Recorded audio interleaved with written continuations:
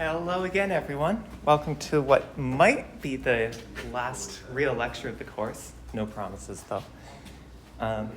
Happy late April Fool's Day. I wanted to do an April Fool's prank, but the days didn't line up. But I'm going to do it anyway. You know those TikTok videos where they have like Family Guy funny moments or Minecraft parkour along the bottom? We're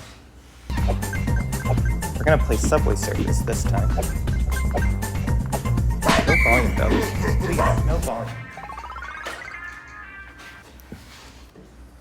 So now we can concentrate. I really want to figure out how to turn the volume off, though. That might be, like, unironically distracting. Okay. Well, to get picture-in-picture mode working, I'm using an extension that replaces the YouTube video player with the native iOS or iPadOS video player.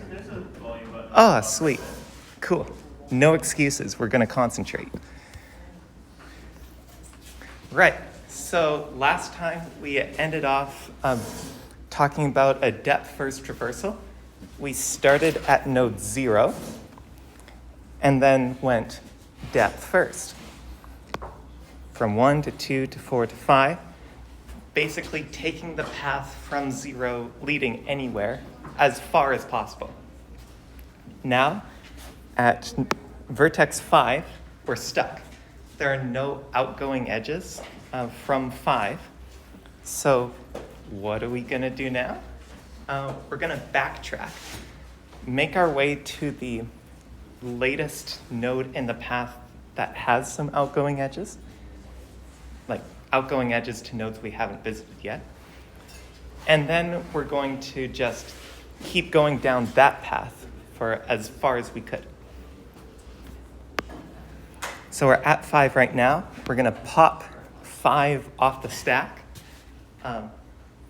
Implementations of this can vary. Sometimes you might peek at the stack. Sometimes you might pop and then maybe push again. We're going to peek for this lecture. We look at 4. 4 doesn't seem to have any outgoing edges. Oh, except the 1 to 5, but we've already visited 5, so it's useless. So we pop that off the stack.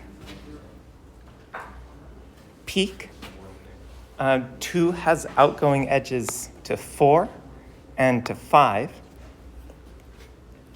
both of which have already been visited. We're like kind of really stuck.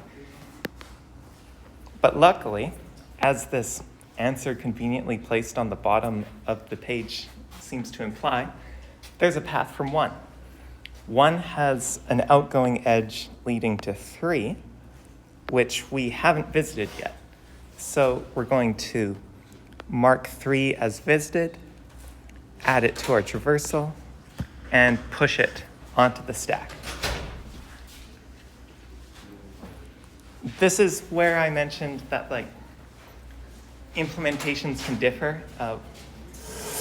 I'm going to say we're going to peek at 3, get the fact that we're at node 3, and then check out its outgoing edges.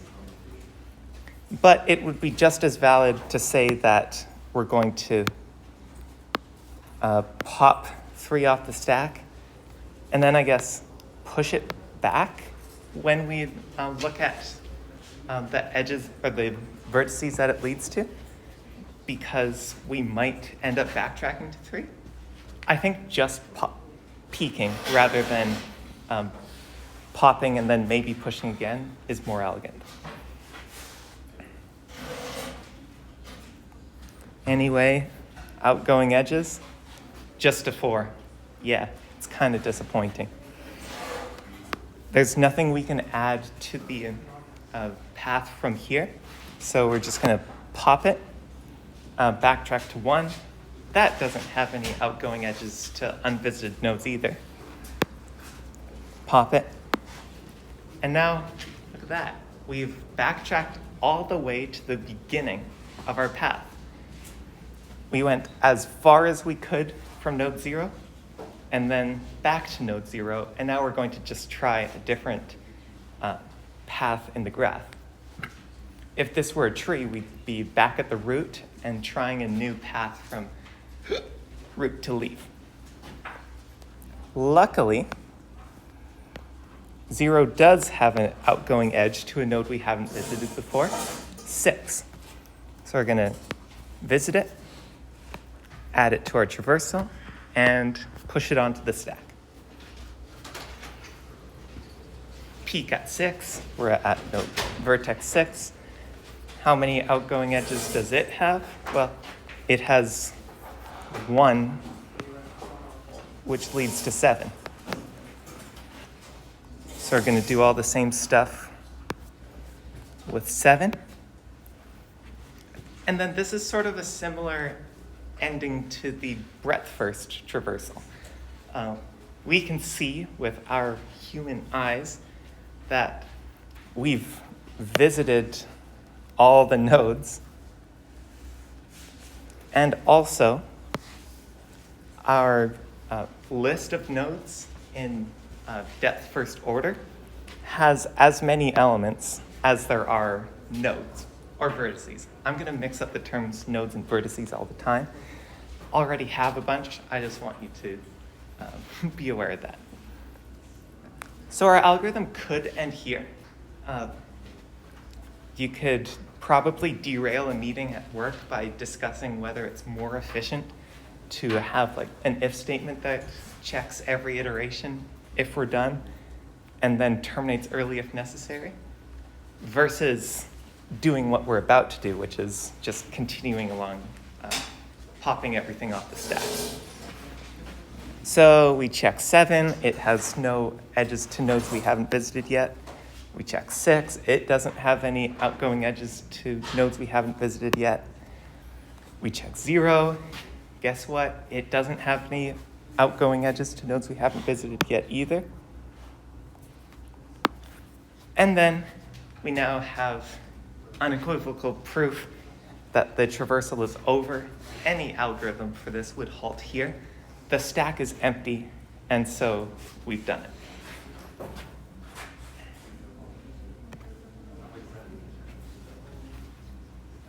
So when a node has more than one child,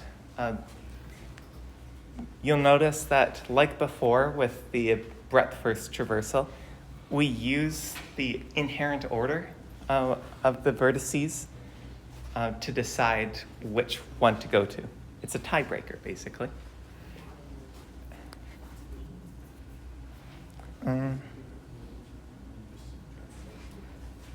Yeah, I think this is all stuff we've been over in the example. We go as far as we can through a path, and then once we hit a dead end, we backtrack to the next point in the path that had some outgoing edge we haven't gone through yet. I think this is a more intuitive representation of like exploring a space. It would probably be very inefficient to do a breadth first traversal in real life across like a bunch of buildings connected by streets or something. Whereas this pretty nicely captures the idea of going as far as you can until you hit a dead end and backtracking. So we're going to do 2 more examples of these searches, just with a different graph. So we're going to start at 0 and do a breadth first search first. Just going to double check my Q notation. Haha.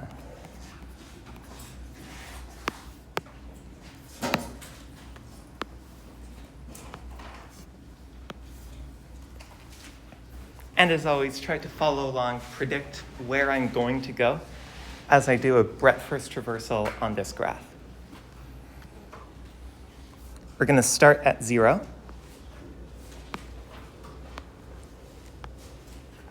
It's sort of visited for free. And then we're going to add all of its neighbors to our traversal and to our queue.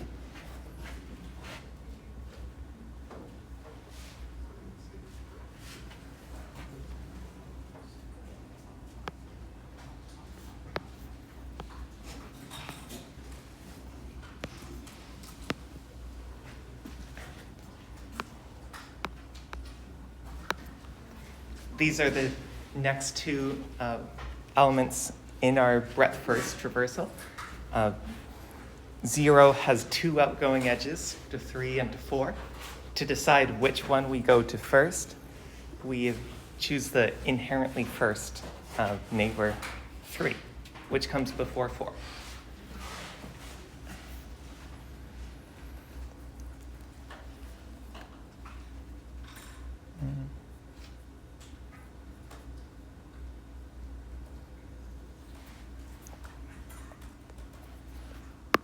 Oh yeah, and I think we should have DQ'd 0 as we checked out its neighbors. The breadth first and depth first searches have different rules as to when you're supposed to remove an element from the data structure. With a depth first search, you pop the number or node, whatever, off the stack when you backtrack to it. In breadth first, there is no backtracking, so you should DQ that element when you're looking at its neighbors. For instance, 3 has neighbors 2 and 4. We're going to DQ 3 and then add all of its neighbors to the queue and to the traversal, excluding those that we've already visited.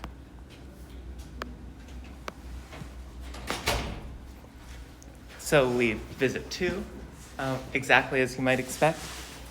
And then we skip over 4, even though there is an edge from 3 to 4, because we've already visited 4.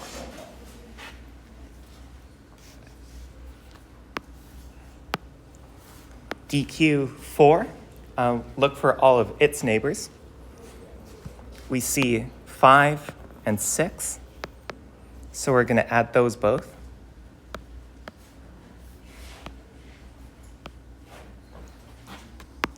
I'm going to adjust my queue because I have no space left for drawing numbers.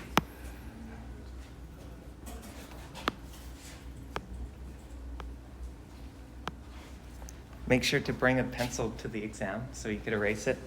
Wouldn't recommend erasable pens because the friction of the exam booklets all rubbing together could erase it. Never happened to me, but I'm scared enough of it to not use erasable pens. Anywho, we visited 5 and 6. Next up is 2. We're going to DQ it. It very obviously has an outgoing edge to 1. So you visit it, and queue it, and note that we visited it. DQ5. Its only outgoing edge leads to 2, which we've already visited. Move on. DQ6. 6 has an outgoing edge to 7. So we do all the applicable actions for that.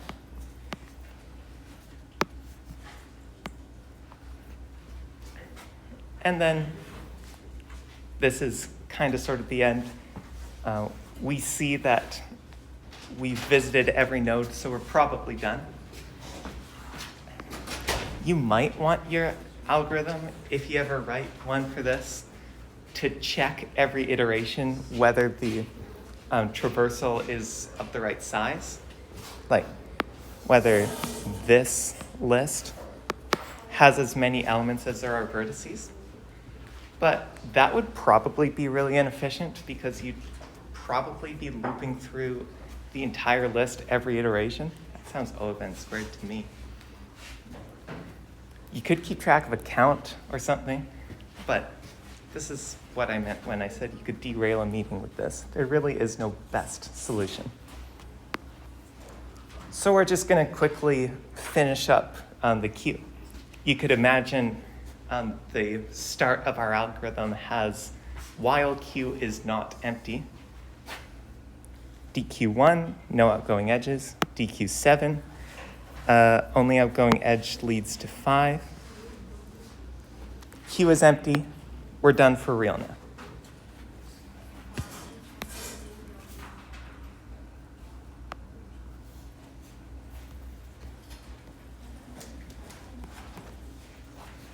Now for depth first search. It'll be nice to see how these differ. I'm going to erase all these check marks.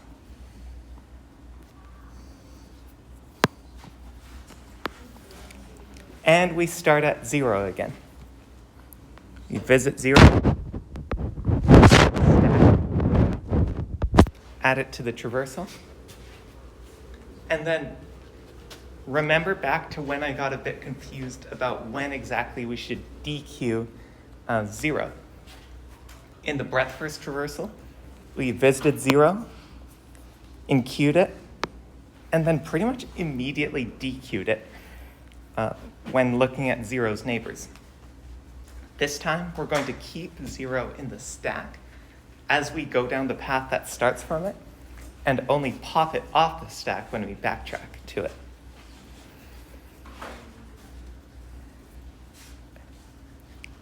So 0's outgoing edges lead to 3 and 4. 3 is less than 4, so we're going to go there first.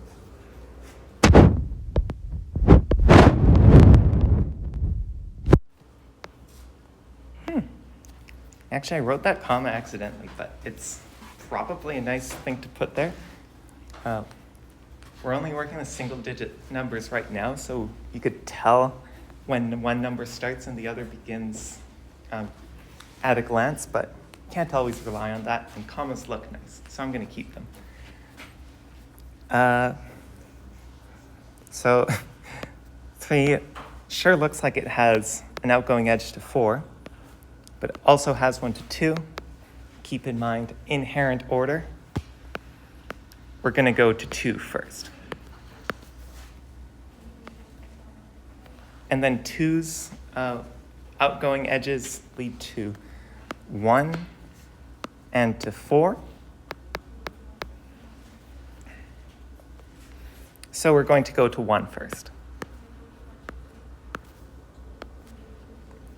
And finally, we've reached a dead end.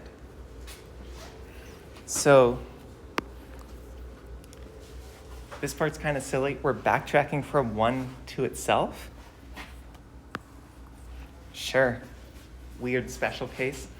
1 doesn't have any outgoing edges, so we keep backtracking. Backtrack to 2. It has an outgoing edge to 4. So we're going to do our stuff to it.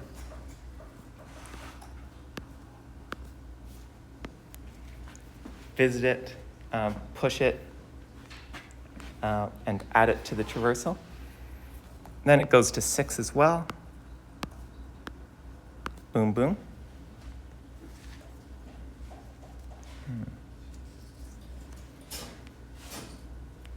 Oh, wait.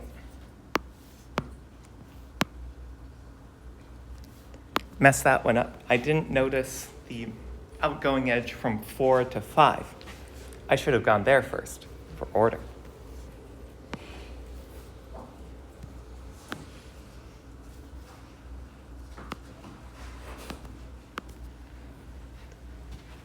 Maybe the real reason we care about this inherent order stuff is so that the markers can easily see if you're wrong.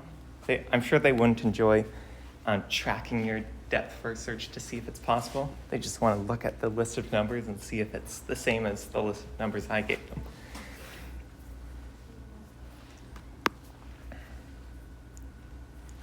Five has no outgoing edges to nodes we haven't seen yet, so it's worthless. Gone. 4 actually does have that outgoing edge to 6 that we saw earlier. So now we're going to do the thing. Add 6 to both the traversal and the stack. 6 has an outgoing edge to 7. And it looks like we're done, even though our stack is almost entirely full. So despite everything, let's just unwind the stack, backtrack until we know that we can't backtrack anymore. 7, no outgoing edges left. 6, no outgoing edges left. 4, no outgoing edges left. Actually, this is boring. I'm just going to erase the whole thing. You could totally imagine a algorithm doing a loop, popping elements off the stack, checking that they all have no remaining outgoing edges until the stack is empty.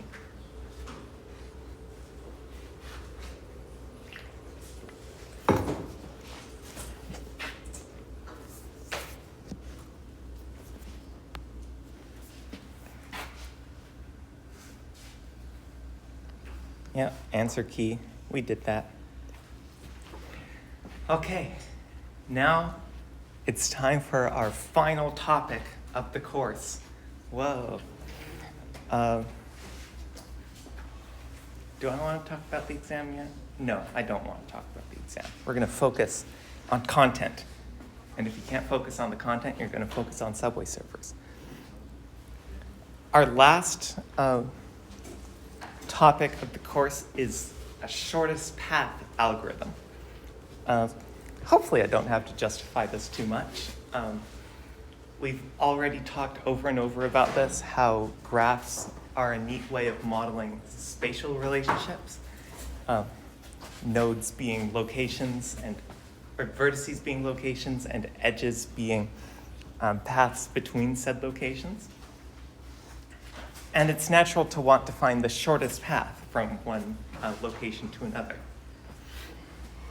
We're going to cover one shortest path algorithm called Dijkstra's algorithm, but there are many more out there. In an unweighted graph, the shortest path is the path with fewest edges. That pretty intuitively follows from the idea that an unweighted graph is just a weighted graph where all the weights are the same. And it turns out finding the shortest path from between two nodes in an unweighted graph is really easy. You start at node X and then find node Y using a breadth-first traversal. In a weighted graph, it's a bit more complicated. And the shortest path may or may not be the path with the fewest edges. So I'm just going to draw a quick example of why you can't just use breadth-first search for weighted graphs, and also why you can use breadth-first search or traversal, whatever, for unweighted graphs. So let's say we have nodes X and Y. That third node doesn't have a name. We might name it later if we have to. These edges have no weights. So you could probably ask a kindergartner what the shortest path from X to Y is, assuming they understand graphs, which they might. It's just circles and lines. Anyway, you take that edge. It's easy. You should obviously take one edge instead of two. But what if the edge weights were all silly?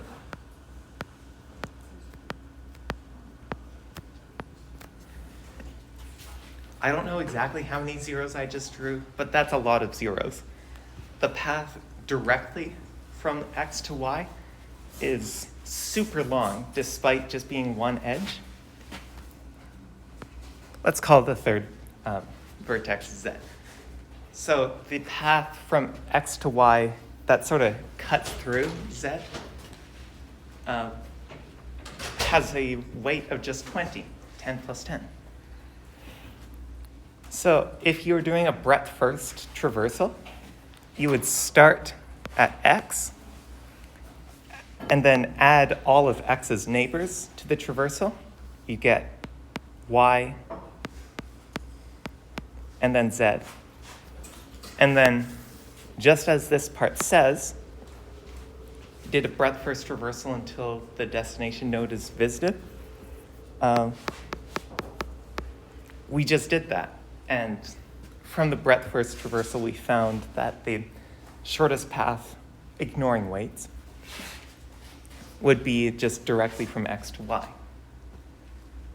But this graph is not unweighted, it's weighted.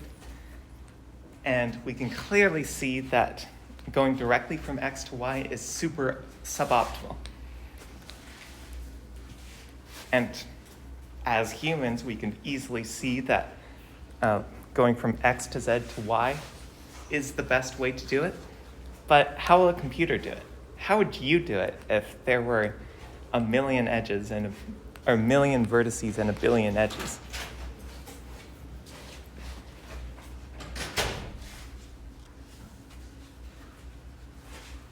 Not much to say here. Dijkstra's algorithm was made by a guy with the last name Dijkstra in 1959, which is kind of notable, I guess. This was way before personal computers, I think. Definitely way before any sort of decently modern personal computer.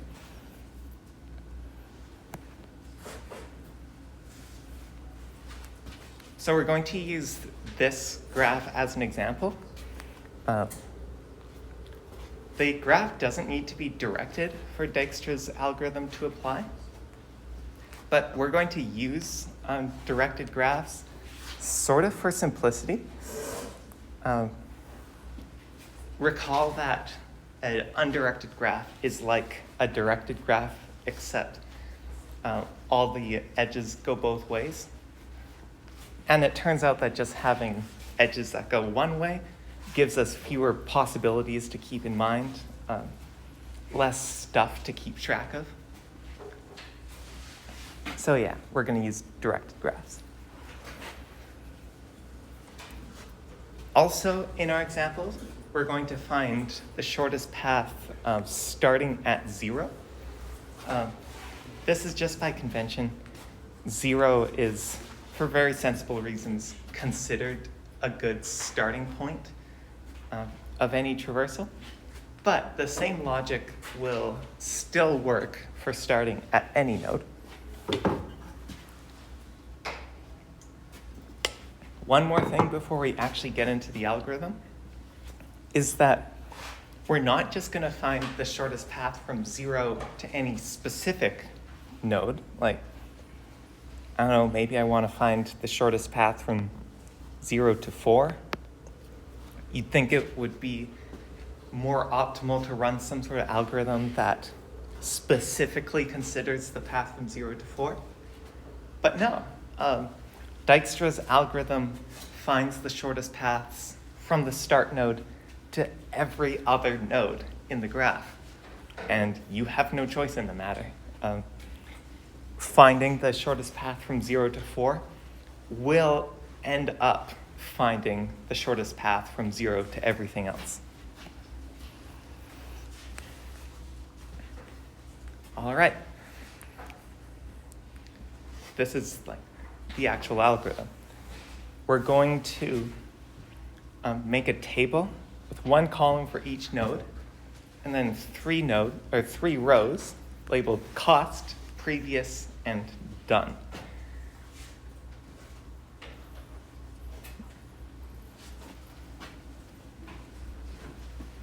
Then we fill in initial values. This is like our first draft of our table. The cost to get from 0 to itself is 0 because we're already there.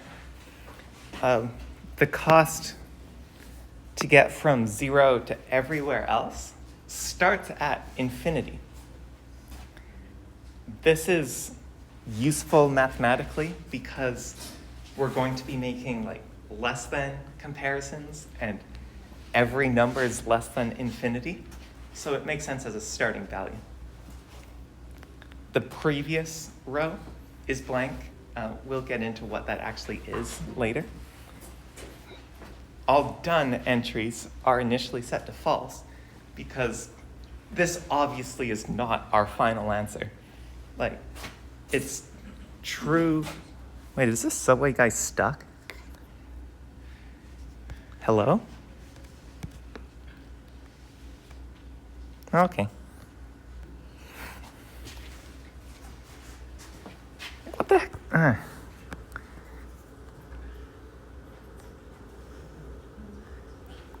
Trying to scrub through the video so I have something to concentrate on while I yap at you guys. This is super boring.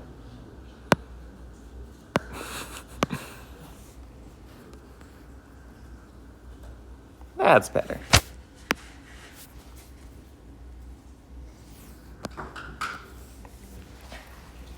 So yeah, all the columns have done set to false because we're clearly not done yet.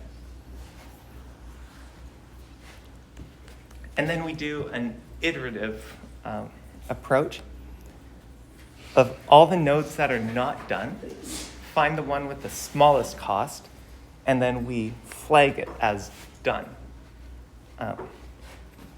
On the first iteration, that's going to be 0 because like not only is 0 less than every positive number, it's also definitely less than infinity.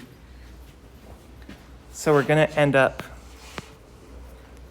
setting 0 to true, not doing anything to its previous, and then moving on to the next iteration. Actually, there's something we do first. After flagging that closest node as done, but before moving on to the next iteration, we're going to look at all of that node's neighbors and then calculate the distance from the start to that neighbor by taking the current cost of the node plus the weight of the edge leading to that neighbor. If the result is less than the current cost of y, we update the cost to that value and then also update the previous node to that. It'll make more sense as I fill up the table. In fact, the next few slides are just changing values in the table. I think it'll be more fun if I just start here and just do the algorithm live, because this might be you on the next quiz and or the final exam. So, as we saw, 0 is initialized to cost 0 because we're already there. Everything else is infinity because it's mathematically useful. This line you could think of as being null. And then cost is false for everything.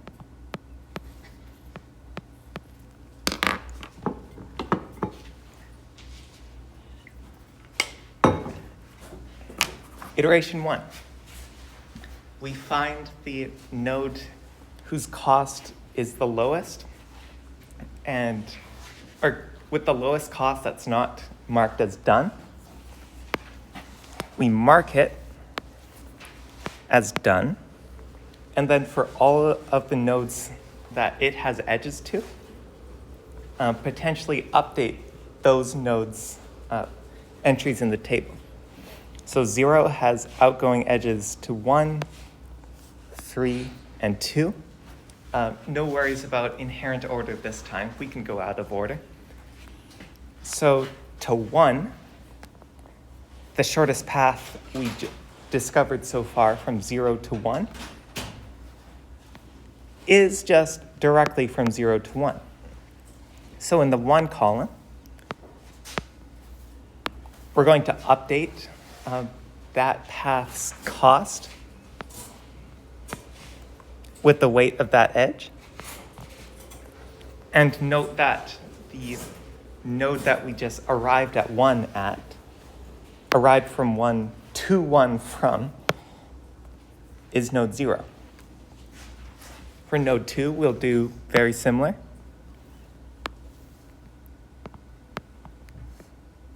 The distance from 0 to 2 is 10. We note that we got to it from 0. Good. The distance from 0 to 3 is 100. We noted that we got there from 0. And we're done. I'm going to call more attention to the less than comparisons later, in later iterations. But in this first iteration, we just went ahead and replaced all of the costs with the ones we found because everything is less than infinity. Time for the next iteration. We're going to find the node with the lowest cost that is not marked as done. 0 technically has the lowest cost of 0, but it is done, so we're going to ignore it. 2 has a cost of 10, and 10 is less than 30, 100, and infinity, and it's not marked as done, so we're going to mark it.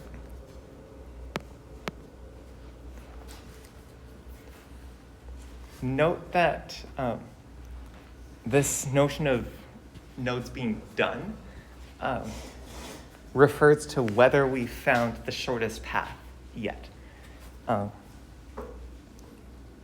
0 was obviously done from the outset because going from 0 to 0 just involves staying where you are. Any other path would be suboptimal. All future settings to done, all the other times we set done to true, are a bit less intuitive, but for reasons you could prove if you want to, don't worry, I won't make you. When we see that a node has the lowest cost of all paths, that is actually the lowest cost from the start node to that node. So 2, we've already found the optimal path from 0 to 2, and that's just taking this one edge of weight 10. Moving on, we see 2 has one outgoing edge. It goes to 4 with weight 50. 50 is less than infinity, so we update its cost. And note that its previous node is 2. We got to 4 from 2. Foreshadowing a bit for the result of this algorithm, we're actually going to be able to find the shortest paths once we're done this table by just backtracking from each node to each one's previous node. So if we pretended that this is optimal, we're definitely going to find shorter paths, but just bear with me. We would get the shortest path from 0 to 4 by starting at the 4 column, seeing that its previous is 2, then looking at the 2 column, seeing that its previous is 0, and then we win because we were looking for the path from 0 the whole time.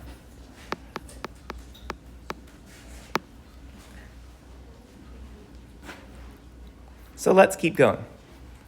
The shortest path currently that we have that's not marked done is 1.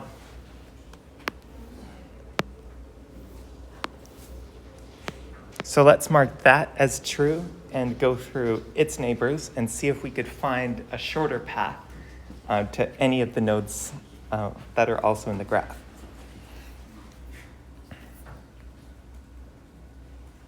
Oh, I made a mistake earlier.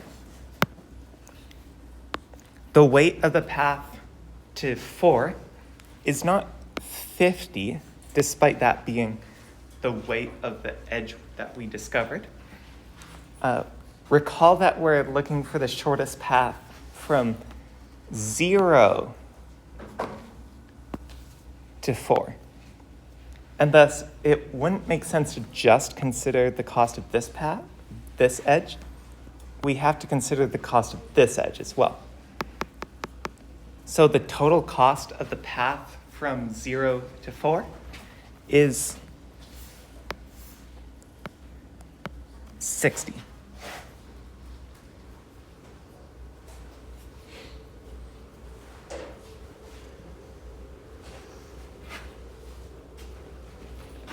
Okay, let's move on for real. We found that 1 is the lowest, or the closest node to 0 that we haven't marked as done. We mark it as 1 for mysterious reasons to do with the correctness of the algorithm. Just trust me, it works, basically. And now we're going to look through 1's neighbors to find any shorter paths.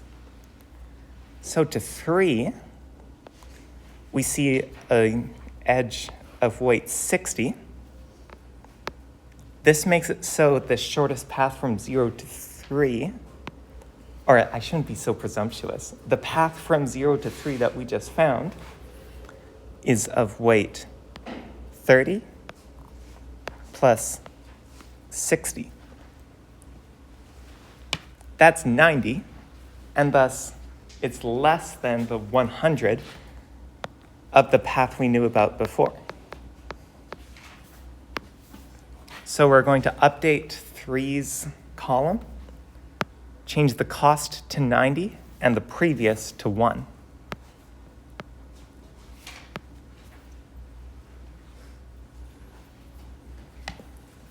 Let's see, what else does 1 have? It also has an edge to 4 of weight 20, meaning that the path from 0 to 4 is of weight 30 plus 20, so 50. Hey, that's less than 60. So it turns out the path that went 0 to 4 was suboptimal.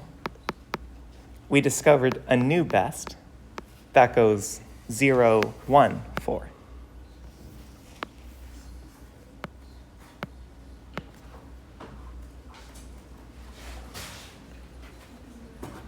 Now we're back at the start of the iteration. We only have 2 nodes that are not yet considered done. The closest of which is 40 because, why are we back at adjacency matrices? It has cost 50. We're going to mark that as done. And then try to find shorter paths to its neighbors. So I think the only outgoing edge of 4 is to 3 of weight 10.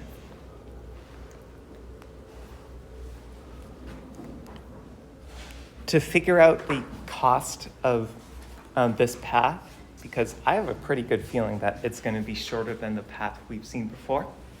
Remember, we can backtrack from 4 to 0 just by following the previous field. So the path to 4 must have gone through 1 and 0. So the path we just discovered is of weight 30 plus 20 plus 10, which is 60. We also could have calculated this by just checking the cost that we already have, which is 50, and then adding the cost of that new edge to that.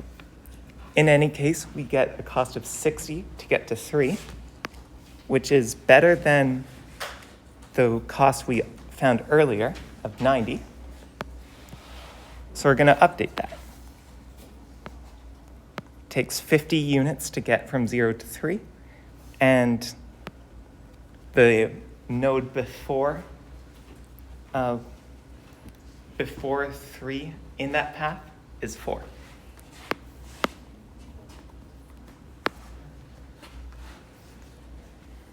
And then I guess we do one more iteration, but it's not going to do anything. The only node that we don't have marked as done is 3.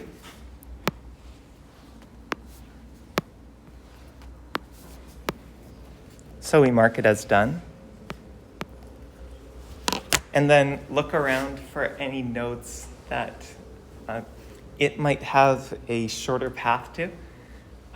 In this case, it's really boring. 3 doesn't have any outgoing edges, so there's nothing to even look at.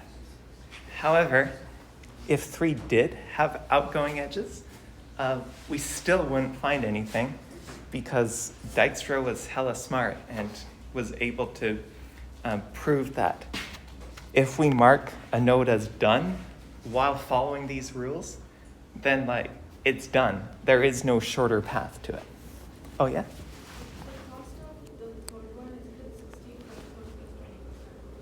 Let's see. Oh, yeah, totally. Is that the one I just updated? Yeah. Thanks for pointing that out.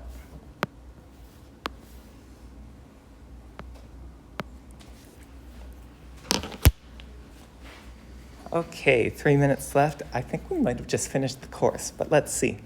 The next bunch of slides just go through the example that I just went through. If you're studying, it's totally your choice whether to listen right now, watch the recording, or read the slides.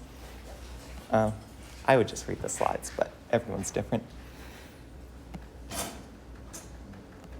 Yeah, we just did all that. So the entry in each node's cost row is the weight of the shortest path from 0 to that node. And like I mentioned before, to find the shortest path from 0 to any given destination, just backtrack through the previous entries over and over until 0 is reached.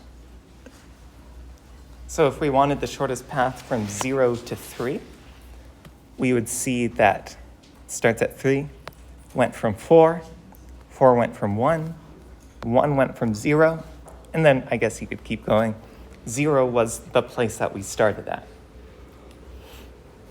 3, 4, 1, 0.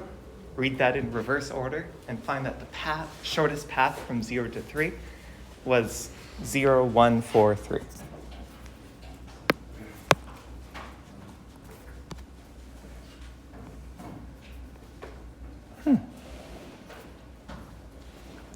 All right. So we may or may not be done. I'm still definitely going to have one more lecture because I'm sure everyone wants to hear about the exam, and I'm going to talk all about the exam. And then I'm not sure how useful a second example of Dijkstra's algorithm will be, considering the quiz will be at the start of class. Do this yourself to be safe. Dijkstra's algorithm may or may not be on the next quiz, but I think I'll talk about it next class, might not go through the whole thing, and then we'll be done for real. It'll be time to talk about the exam. So good luck on the last quiz of the course. I'll see you all on Friday.